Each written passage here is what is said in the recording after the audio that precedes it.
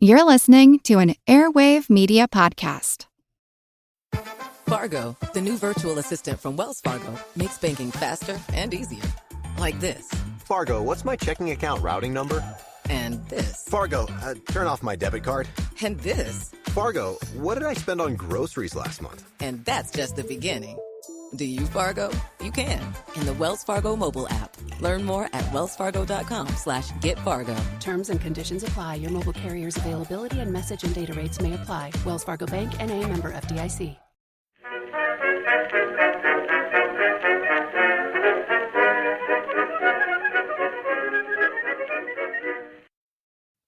Hello, everyone, and welcome to another History of the Great War interview. Today, I'm joined by Jim Smithson, the author of Arras 1917, another of the Great War Group's Introductions series of books.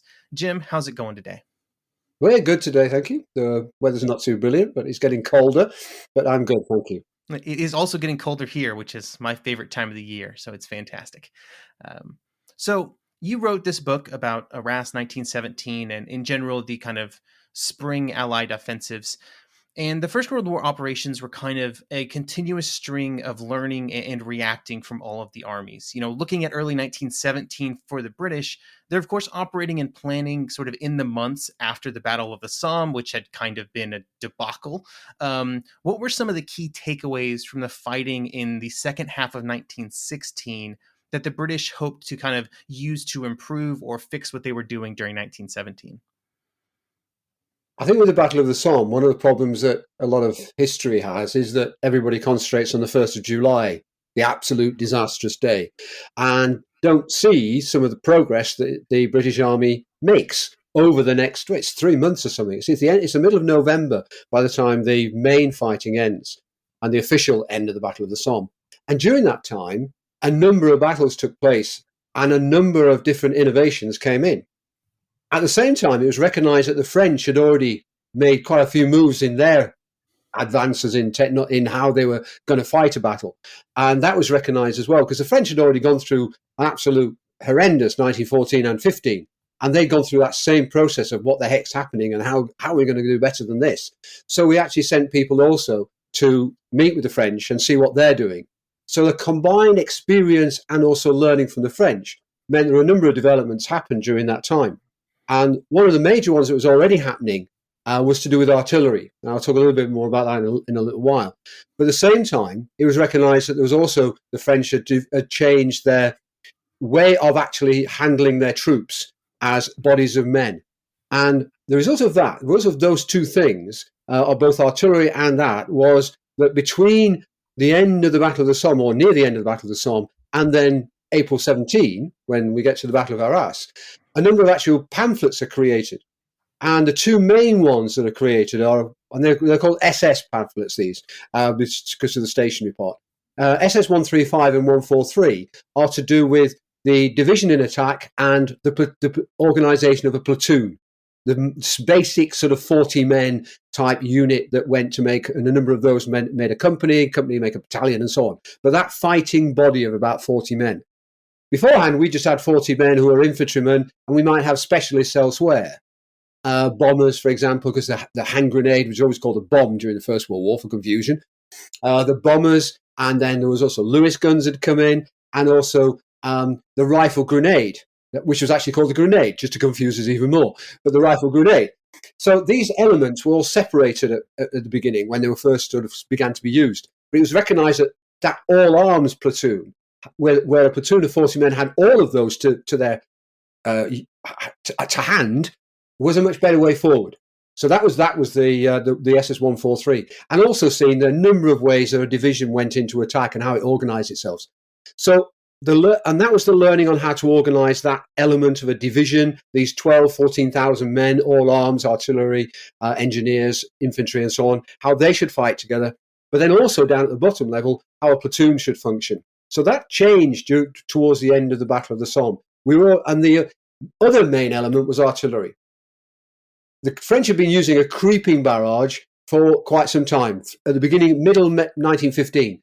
And the difference between a creeping barrage and what the British had been doing right up to the first day of the Somme was that the British had been using one where we barrage for up to 7 days, as before the first day of the Somme, with the hope that the front lines of the Germans would be devastated and we'd just walk over. Now, that just didn't work. First, because the Germans were in deep dugouts, and we didn't destroy the front lines. We didn't destroy the frontline units. So when the barrage then lifted, it lifted and went a good way back to the German second line.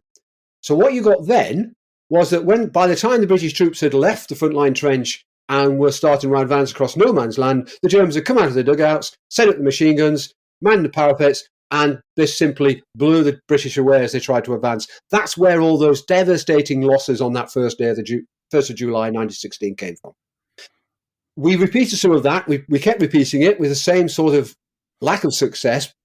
Some of the divisional artillery and the divisional leaders began to see that that might be better if the barrage did not move on too quickly.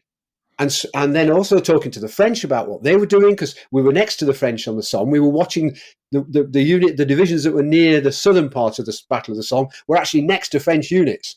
So they watched the way the French artillery were dealing with things. And they saw that this idea of a barrage that started near the German front lines, but didn't start moving forward until our troops were already crossing no man's land, meant that by the time the barrage moved away from the front line of the Germans, the British troops were already almost on them. So there wasn't this long gap. And that's what that creeping barrage. And then that barrage would then move forward at a certain pace to the next line and onwards and so on. And that was one of the major things that was taken forward from the Somme and made so that all units then knew how to do that. So all the artillery officers of all the divisions were taught how and planned. And you see maps where those things are planned. There are artillery barrage maps, and they're like little contour ones. They're lines that move forward in 3 or 4 minute intervals. So the poor gunners, it was really hard work for them because they would have to fire for maybe 2 minutes, which is probably, depending on the gun, a round or 2 or 3 rounds, and then they'd have to calibrate very slightly and then start firing again, then recalibrate. But for the troops on the ground, it was a lifesaver when it worked and when they didn't lose the barrage. In other words, it didn't disappear. So, and then the other thing that they got was the platoon idea, and that was again disseminated through all of the units. So all of the British units and Canadian units, because Canadians were very involved in the first Battle of the Scarpe as well, for the day of the Battle of Arras, they were involved in that as well. So all of these units had these newer techniques of how to fight. I think that, as my sort of study of the First World War has gotten deeper over the years, I've become more and more impressed with those kind of like small evolutions and changes that are kind of happening all the time in all the armies during all of these attacks. Like from a high level, it looks like they're kind of just doing the same thing over and over again. But when you really dig down, you see all kinds of little adjustments and changes, even within one kind of larger battle, like the Battle of the Somme. Yeah. Oh, definitely, yes.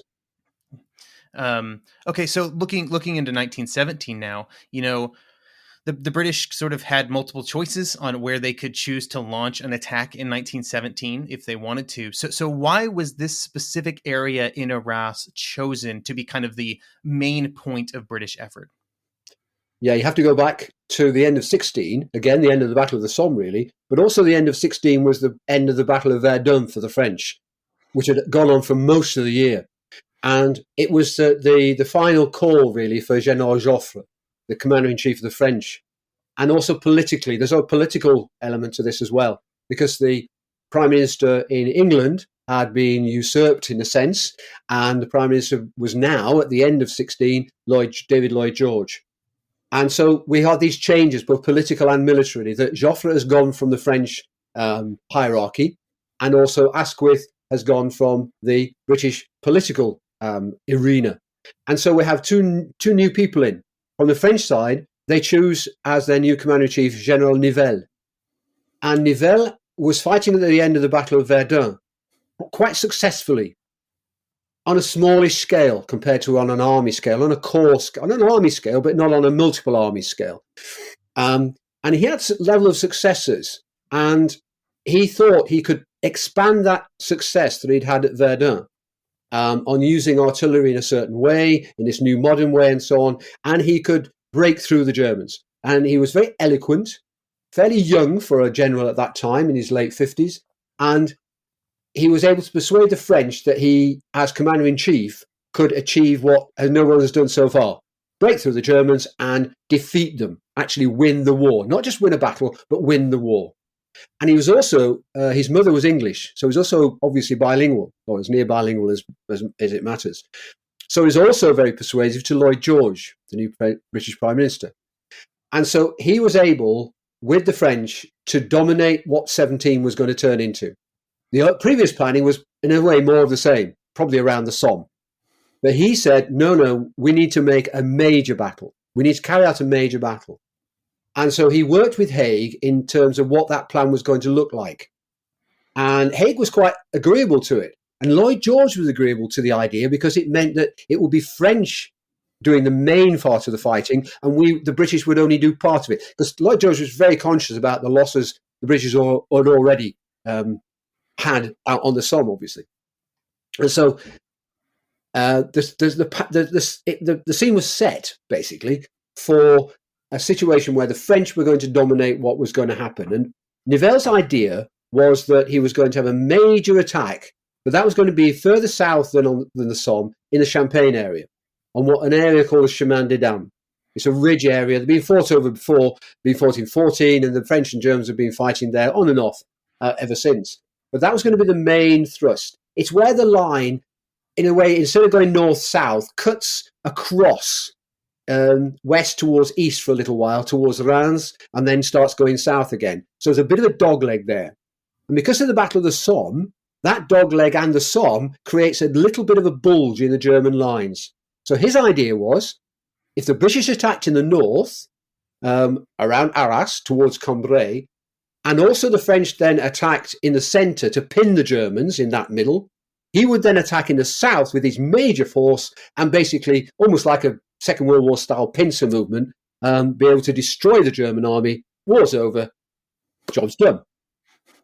A few things then go wrong, but that's where it comes from, that it's going to go in. It's going to be in Arras, and why the British are going to take their part in Arras, with a period of time between. It was supposed to be earlier. Nivelle wanted it very early, but no one was really ready by sort of end of February, March, when he wanted it to start off with. It ended up being sometime in April.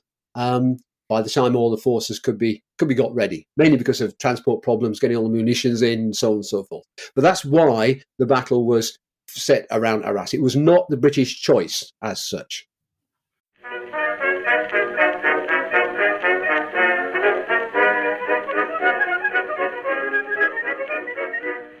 The one truth about human history is that change is inevitable. But the one thing that has never changed is that humans need food to survive. There are many ways to get that food, but one of the easiest ones is Factor. Factor delivers ready-to-eat meals right to your door. All you have to do is heat them up and dig in. In 2 minutes, you can be eating tasty keto or vegan options, or any of their 35 options that they have available every week. So you can choose maybe the cheesy garden herb chicken, maybe the Santa Fe green chili beef skillet, or perhaps the Caribbean spiced tofu. It is all delicious, and if you have a bit of a sweet tooth, Factor still has you covered with a wide range of snack and smoothie options. Chocolate mocha cheesecake, snickerdoodle macaroons. Any of that sound good? And don't worry, even the tasty stuff is dietitian approved. Head over to factormeals.com/GW50 and use code GW50 to get 50% off. That's code GW50 at factormeals.com/GW50 to get 50% off. Hello, Saver. Whether you're saving for that trip to the tropics or saving for an emergency, now is the time to take advantage of Wells Fargo's savings options. Wells Fargo offers savings accounts that can help you save towards your goals. So, what are you saving for? Visit a Wells Fargo branch or wellsfargo.com/save to open a savings account today. Wells Fargo Bank, N.A., member FDIC.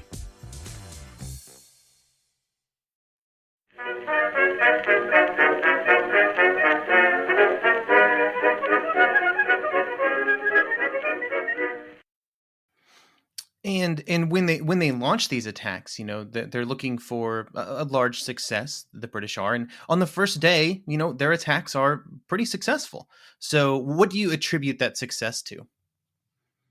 What we talked about earlier on, We had learnt how, with ample preparation and all of the various skills at a multiples of levels, I talked about two major ones in terms of creeping barrage and the platoon sort of tactics. But we'd improved sound ranging, we'd improved the communication between aircraft and artillery, we'd improved all of the staff work that goes together to make sure that all of these things work together. So that what you had a counter battery fire that was so effective that many of the war diaries from the 9th of April just talk about the German response being poor. They're so used on the Somme to the Germans pouring artillery down on them when they're trying to attack that all of a sudden it's desultory, it's hardly coming down. And they're really surprised at that. But they shouldn't be, because what's happened is that a major element of the British artillery that's not doing the creeping barrage has been basically active on counter barrage. And what they've done, and this is another little change, is that it's not an attempt to destroy the German guns. It's just simply to disrupt them. So a lot of gas is used. So gas shells are used to make the Germans basically less efficient, mixed in with high explosives, so the Germans don't really know what's coming down on them. They've got to put their gas masks on. They've got to try and man the guns with that. But generally, the German artillery becomes ineffective. And we manage that because we know where the guns are because of the army, the Air Corps. They have flown days before the 9th of April to map all of the German batteries. We use sound ranging to try and pick up those batteries that we're not too sure of and where they are. So all of that means that every German battery is basically known down to a fairly precise level. And in fact, what we're doing before the 9th of April is aircraft are flying over while we register on these batteries. In other words, guns are firing and the airplanes above are sending a message back saying you're 500 meters too far forward, or you're 500 meters to the right, or whatever, until you're hitting the battery. And then they're telling the British battery you're on target. So unless the Germans move then, and many of these things big guns couldn't be moved, they're registered for the actual day when they want to actually bombard them. So that and all of that together prepared the ground for the men going over at 5:30 in the first, at Vimy and further south as well, on the first day on the 9th of April. And the other thing that had happened was the Germans had actually developed a flexible defence. The front line not being so heavily held, and reserves further back, but not too far back, to counterattack as soon as we take some of the front lines. And what had happened is that the commander of the German units in the area hadn't really taken that on board. Many of the troops were as far forward as they were normally. And what was more important than that the Eingreifdivisionen, the counterattack divisions, were far too far back. They were a day and a half's march away, far too far back to have an impact on the 9th of April. So a combination of all those things meant that in the northern parts, on Vimy Ridge and around Arras itself, many of the divisions that attacked there were very successful. We also used the idea of 4th Division actually went through 9th Division. It was 9th Division attacked early on in the day, and we pushed a whole division through to carry the attack further forward, which had never been done before at that level. We'd learnt on the Somme how to not just attack and so the forward troops try and get as far as they can, but the forward troops take one bit and then the next troops go through and so on at a sort of battalion level, but not a whole division going through another one. That worked. 4th Division went through and took what was called the Green Line, the objective for the day. I mean, that was the commanders must have said, "We've taken the Green Line," but that was our furthest objective. Something unknown up to that point of actually taking the furthest objective, and that has a repercussion actually the next few days. It didn't work so well further south because there's one other element that has changed, which is not a tactical one, but is a industrial one, and that is that we've changed the fuse on our shells for getting rid of the barbed wire. Barbed wire is a massive thing in the First World War, and people underestimate. They talk about it all the time, but they underestimate its effect on a battle. If you don't get through the barbed wire, you're shot down. It's as simple as that. If the defense is good, if the defense is intact, you don't get past the barbed wire, you are in trouble. If the barbed wire is gone, you're better. You're moving forward. The Fuse 106, which came in during the end of 1916 and was in short supply, but some supply in 17, impacted immediately, blew the wire apart. The other shells didn't. They blew the wire around, but didn't blow it apart. Further south, there wasn't so many of that fuse available. And the wire wasn't broken, and we didn't break in. And the further south was also the first element of the Hindenburg line. And that Hindenburg, very strong fortification, newly built, the Germans retreated to, it stopped the British on the 9th, dead. Literally dead, unfortunately. We had heavy casualties and we did not break through further south. So the 9th of April is not an overall success. It's a success where all the things come together. But where some elements missing, like Fuse 106, it still goes wrong. So then elements that came together, yeah. When you're trying to coordinate all of the artillery and the infantry attacks and everything, that like barbed wire staying together is so critical because it throws off all the timing and all the coordination that has been planned for the attacks and allows the Germans to respond maybe in a far more coherent manner. Yeah, I mean, the 30th Division in the southern part, they attacked and the barbed wire was all intact and they just simply didn't get past the barbed wire. And the Germans just cut them down at the barbed wire. Even though the German artillery wasn't responding as heavily, their machine guns in the Hindenburg line were active, and you only need 3 or 4 machine guns with some crossfire on an area of where the troops are trying to get through the barbed wire, and it fails miserably. Interestingly, in the northern part of the attack, where we'd gone through 3 or 4 German lines, there were still some lines with barbed wire that was intact, but the Germans were in such disarray that the troops could actually cut the wire by hand and move it to one side and go through. There are numerous war diary entries where it says, if the Germans had put resistance up here, we would have been in trouble because the wire was intact. But we were able to basically just stand there and cut the wire, because they always take wire cutters with them. And therefore take the final objective trench line that they wanted to take. So all of these things had to come together, and if they don't come together, that's when it fails. We're looking at the first day. We're talking about success. You know, they're meeting their objective on the Green Line. Probably, I don't know. That's the first British attack I can think of during the war that would have such success like that. But then it kind of continues and goes on, and maybe there's diminishing returns that start occurring.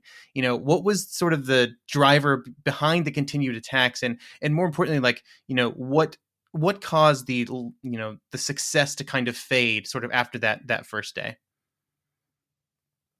The first day was very successful in most areas, but not in all. And what you got to remember is that the overall plan with Nivelle was that Nivelle was going to attack 7 days later. So the whole idea was, and this was what Haig and Nivelle had agreed beforehand, is that Haig and the British Army would attack, and it was mainly Third Army plus the Canadian Corps of First Army, would continue to attack, would push the Germans to draw reserves in. So there was always an acceptance that this battle would go on after the first day. And it would be a number of days until the 16th of April, where the French would then attack. So the idea would be that Germans would have to rush there. We've broken through the Germans, which we had done in some areas on the 9th of April to a certain extent. And then that would mean the Germans would have to rush reserves in. And they did move reserves up towards the north. They were quite stunned by some of the advances in the northern part of north of the River Scarf, north of Arras. And so that part was working. What starts to go wrong in those first days is that we don't carry it on as well as we did before, simply because things start falling apart. And it's really staff work that starts falling apart. It all goes wrong on the 10th. Nothing happens on the 10th for all sorts of reasons. And there's lots of detail, which there's too much detail to go into here. But things start going wrong on the 10th, resulting in virtually nothing happening on the 10th. Certainly there's no advance on the 10th. We're not continuing to push the Germans. And if you remember, I talked about these divisions that were supposed to be in reserve to counterattack being a little bit too far away. Give them a day and they're starting to come in. Now, they don't come in and counterattack anymore. They're not really coming in. They're coming in a bit of a dribs and drabs, and it all goes. They're not controlled as well as they should be. The Germans really didn't get that right. But they do provide fresh troops to start manning the defences, the new defences that they've got wherever they are. And so what happens then in the next few days is that we start to attack, not as a major attack, but little piecemeal attacks, trying to bite off a little bit here and there. And they're quite expensive, and some of them don't work. So we're not pushing the line very far forward anymore, but we continue to attack because the French are going to attack on the 16th. So we have to keep the pressure on. But it's fallen apart a little bit in terms of how it's organised. So Haig steps in during the sort of around the 14th, 15th of April and says, well, the French are going to attack very soon. we need to keep attacking to support that attack, because if that one breaks through and starts going northwards, we need to be going this way as well. So instead of all these piecemeal attacks, we're going to have another major attack, which we'll have, and he wanted it on about the 19th or 20th of April. But for various reasons, it got pushed back, as his army chief, Allenby, and some of the corps and divisional chiefs said, we're not really ready. And it was eventually the 23rd of April. So the Second Battle of the Scarpe, as it's called, the second phase of the Battle of Arras, on the 23rd of April, you can still see as planned to be part of the French offensive in the south. Because when it's planned, the French haven't attacked yet. By the time it happens, the French have attacked, have had some limited success for the first couple of days, but it's really ground to a horrific halt, and it's not really going anywhere. And that's a point where when you look back, you start saying, how did the decisions, and what's happened to the decision making going on here? Because quite simply, Haig does not stop planning to attack. He plans another attack on the 28th of April. The reason that's happening is that some of the Canadian First Army in the north were not ready for the 23rd of April, but they wanted to attack as well in the north. So that happens. There's a northern attack on the 28th of April. In some respects, what's happening here is Haig is still supporting Nivelle. He doesn't have to, because Nivelle's attack has basically failed. But I think the agreements before were that Nivelle, if it didn't work in the first 2 or 3 days, would call off his attack. And Haig would be allowed to then move all his troops that he needed to the north and attack in Flanders, which is what he's always wanted to do. But he doesn't stop. Nivelle doesn't stop attacking. He still tries to push forward. He still thinks he's going to break through, even though by now they really should have known that this was a diminishing returns. And I think Haig's gentlemanly officer comradeship kicks in here. He doesn't want to let Nivelle down. Whereas he could have just simply said to politicians, this was the agreement, he's failed, I'm stopping. And he doesn't. And so on the 28th of April, you're then leading towards the 3rd of May, the third Battle of the Scarpe. And that's the one, as you've reminded me, I call an unmitigated disaster. Because as far as I'm concerned, it is a disaster. It's as bad, not quite in numbers terms. It's not as bad in numbers terms because I think we've learned to fight a bit better than the 1st of July 16. But for me, it's as bad with that knowledge in mind as the 1st of July 1916 on the Somme. And it's happening for no real good reason in my mind, other than Haig is now saying that Nivelle doesn't continue to attack, he's let Haig down, which is a little bit of a political spin in some respects, because he could have just stopped at any time, really, after the first part of the French had failed. But he continues to attack. There are some sources who claim that it's because he knows the French are falling apart. That's untrue. We know that the French do begin to have disobedience and begin to mutiny, but that's after it begins around the 3rd of May. So by the time we're fighting on the 3rd of May, there's no knowledge of that. He's supporting simply because he's supporting. But what's really annoying for me on that 3rd of May battle is that it's not a whole lot of new troops who are attacking. Bar one division out of, I think it's 9 divisions attacking that day, or 10 divisions attacking that day, you include the Canadians, every single one of them has been there since the start. And some of them are half their size. They're not even a full division anymore. They're far less than their size. There's a brigade that's fighting as a combined battalion instead of being 4 battalions. It's become a little bit of a mess. And the Germans are ready for it as well. They now are actually using their technique of flexible defence. And you read on the 3rd of May, all the way along the line, you read about the British troops making advances, getting through the first 2 or 3 German lines, and then by the afternoon being back in their own lines again. They've made some advances, but then they've just been mashed back into their own lines by the counterattacks. That first advance was because there were not that many German troops there to fight, because they were all waiting to counterattack, or many of them were waiting, not all, but many were waiting to counterattack. We were not destroying troops by the bombardment at the beginning. And we also were not counter-battery firing anymore, as in anything like, because the staff work had failed, We were not finding out where the German batteries were. We were not silencing the German batteries. So German artillery, when you read the diaries on the 3rd of May, is heavy and causing massive casualties to the British. So there's this diminishing return sort of coming along, and it's an area that I think needs even more discussion and more work on it to actually start to say, where was the culpability there? Was Haig culpable, or was he really being driven forward? And I think a lot of work's got to be done there that I haven't done yet on that. I've done it on a military level, but I think on a political and background level, more work can be done to find out where the culpability for that particular battle was. But what was happening was basically we were not in control of the battle as much anymore. That's the bottom line on that one. Yeah, it's always interesting to hear, a lot of people attribute the successes of the First World War sort of at the beginning of offensives to all this staff work that's done, all the planning that goes into place. And when battles work, when attacks work, it's because of those preparations. But then that just cannot be replicated, on a day-to-day basis as the attack moves forward. It's also, I agree that it is, I'm always amazed when I hear about troops that are, launched into attack on April 9th and then are still there almost a month later being asked to do the same thing after being involved in combat and at some capacity for 4 weeks. I mean, you were saying about obviously also I'm going to pick up there, but you were saying about the fact that that sort of idea of being prepared as staff, and that was always that's where success comes, that the next days are always difficult. That's where we begin to learn, though. If you look at 1918, the successes from August onwards in 1918, it's because we have a far better functioning staff. Because I've read quite a bit on Bernard Montgomery, famous of the Second World War, is a staff officer at that point in the First World War. And he describes his day. And his day is basically, he's got ready for a particular day's offensive. He immediately starts working on the next day. He doesn't sort of sit back and say, I've done that bit now, let's see what happens.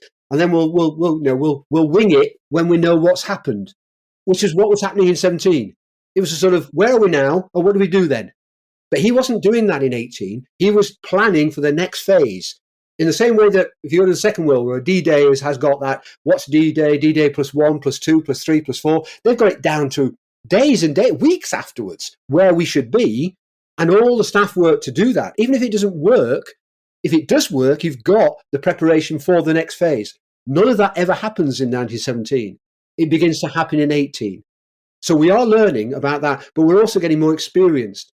I think a lot of people forget when they criticize staff work in the First World War, is that we never had a general staff as the Germans and the French do. And we didn't have conscription in the same way the Germans and French did, where you could actually put together hundreds of thousands of troops at any point and practice how to work the staff on that. We winged it with a few divisions in Britain. We had divisional, one division might fight the other, so you'd have a little bit of that, but we didn't have a massive army. Within 2 years, we have an army that is 10 times the size that it was at the beginning. Where do the staff officers come from? Because all the staff officers that you have at the beginning of the war all go up into GHQ, or they're all high-level staff because they're the only ones they've got. So other people have to come up from below. So in the whole officer cadre has to be found somewhere. And so by 17, we're still learning. And we're still fine if you're given those few days to prepare, or even weeks to prepare, and you have these lovely staff that if you look at the operational planning for, let's say, the 9th of April, it's page after page after page after page, all the way down to battalion level, all the way down to where the latrines are going to be, where the prisoners are going to be kept, where the men are going to be, where everything down to the minutest detail is planned. Because when the action, as you said, when the action hits, you need somebody who's able to just say, that's now happening. Right, the next orders are this. Even if they're handwritten, it doesn't matter. But that starts to fall apart. But it does get better. That's one of the areas where we do improve by 1918. Yeah, I guess it's one of those things where if you think about, how many instances has the British Army, in in the spring of 1917, how many examples do they have of what they should be doing on the second day of a massive offensive? A couple, maybe, of sort of what those days are like and what is required of them as officers to, create success on follow-on days. The operational orders change in later 18. In 17, they are, this is what you're doing tomorrow. And our overall objective, and that is usually something about 30 miles away, but that doesn't really tell a divisional commander what to do the next day if he's met his objectives. The commander of 4th Division was sitting on the Green Line on the 10th of April. Nothing happens because he doesn't know what he's supposed to do or how the planning works for that day. He doesn't have operational orders for the 10th of April because they were all for the 9th of April, and he's there. And all the others who didn't quite meet their objectives for the 10th of April were simply do what you're supposed to do the day before. But again, in a disorganized sort of way, not really what's the present situation, how's it changed that we need to alter something for you to be able to carry out that. But by 18, you see operational orders that are still a lot to do with what's happening the next day, but you see provisional orders for what the next objective would be. No, not in terms of 30 miles away, but if we get to, if we're that tomorrow, if we reach our objective tomorrow, the next objective is this. And if we actually have the time, we can push forward as well.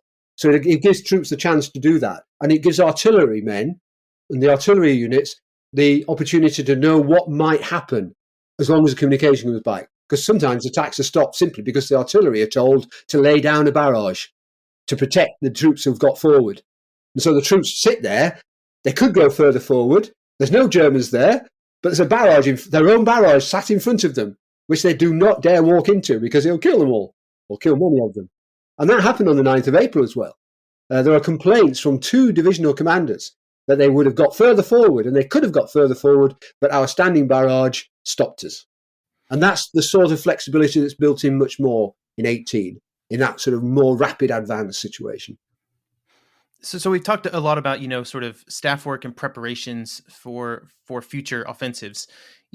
Are there other things that the British Army sort of learned from their experiences in these spring 1917 offensives and that they took forward with them for the rest of the war? I think they learned that what they'd seen from the Somme and developed, platoon tactics, the creeping barrage, all of those were carried forward. In fact, the platoon organisation went way beyond the end of the First World War, right into 18 and onwards. And there were developments of the divisional, 135, for example, the division in attack pamphlet changes in 18, but not massively. The foundation is there. They change elements of it. It becomes the 1918 version. But the fact they didn't give it a whole new number is very demonstrative that the fact that they were quite happy with it. So they'd already made all of those grounds forward. From my point of view, what they didn't do was learn anything from Arras. And I think it's a lot to do with the politics of the situation, in that Haig was forced into the Battle of Arras because of the French being in charge of what was going to happen in the first part of 1917. It wasn't his battle. He took part in it because it was part of his duty to do so. He put it over to Third Army and First Army to carry out. They carried it out. He got involved very much in the latter parts of it, but his eyes had already turned to Flanders. Munitions were already going to Flanders. All new troops and so on were going to Flanders for his operations later in the year. And I think what that meant was that, unlike other situations where, and weirdly enough, it was usually when we had a major disaster that we had a really involved analysis of what went wrong. What we didn't do was, in a way, look at what went right, but what could have been better. And we never looked at that. And in fact, what tended to happen, and I need to do more work, and I want to do more work on this, is that some of the divisional commanders, when things didn't work out as the days went on and the weeks went on, they began to look for blame. And that is something that's gone through into the historiography of today. And some of that is weather. The weather wasn't good. You've got to accept that. It was frosty, muddy, wet, miserable, horrible, cold, and whatever. But they could have got the artillery up. There's little evidence in the artillery diaries of units saying we couldn't move the guns. Sometimes they just simply didn't have any orders to move the guns. I couldn't find orders that said, on the 10th of April, move up to this position. There weren't any for certain units. And some had orders to move forward, and they did move forward. But it took them the whole day to move forward. And one of them was a horse artillery battery. Now, in 1914, a horse artillery battery was supposed to be racing to the front line, unhitching, firing its guns, rushing somewhere else, and so on and so forth. It took almost a day to go to its new position and set up and register firing. So I think what we didn't do was look at what went wrong.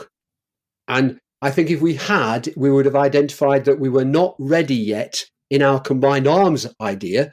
We had tanks at Arras, but they were the old Mark 1, Mark 2s. They weren't really very useful. So that area we couldn't really learn in. But some of the other things we've been trying, we saw that it was successful on the 9th. What then goes wrong? And I think it would have, given food for thought with how Third Ypres was going to happen.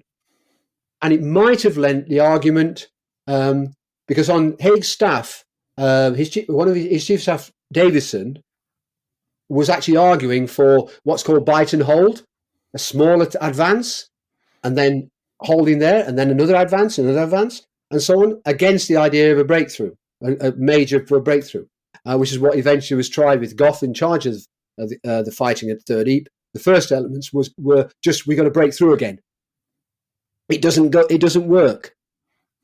And so what you have is a repeat, really, of what's happening at Arras. So I think a lot more could have been taken forward. And I think it needs then a Third Ypres to demonstrate that in the attack, because you don't then attack again until the next July, in the attack, we still have things to learn. And I think we did learn out of that. And by the time we get through to August and so on, I think we have sorted things out, like our staff work and so on. But for me, we didn't take enough forward from Arras. There wasn't an investigation into how did things work and where did things go wrong, and was it a command, control, or what issues were involved. There was a lot of blame of men as well. Even the official history still blames the fact that when we broke through the first few German lines, we didn't know how to fight open warfare. The men didn't know how to cope. It's very, very unfair, because it was very rarely was what I would call an open warfare situation. They moved from trench to trench to trench. They were never in the open thinking, what do we do? Because we can't see a trench. What do we do? They were never in that situation. So it's really unfair, but it's demonstrative, I think, that in the official history, they're finding blame that really isn't there and not putting it where it should have been. Yeah, it's a lot easier to kind of blame sort of amorphous things like the weather or various groups of men than to really dig down sometimes to find the actual problems that occurred. Yeah, I think that was the shame out of it. I think it might have changed how Passchendaele, how Third Ypres was fought. Not necessarily, but might have had some bearing on it.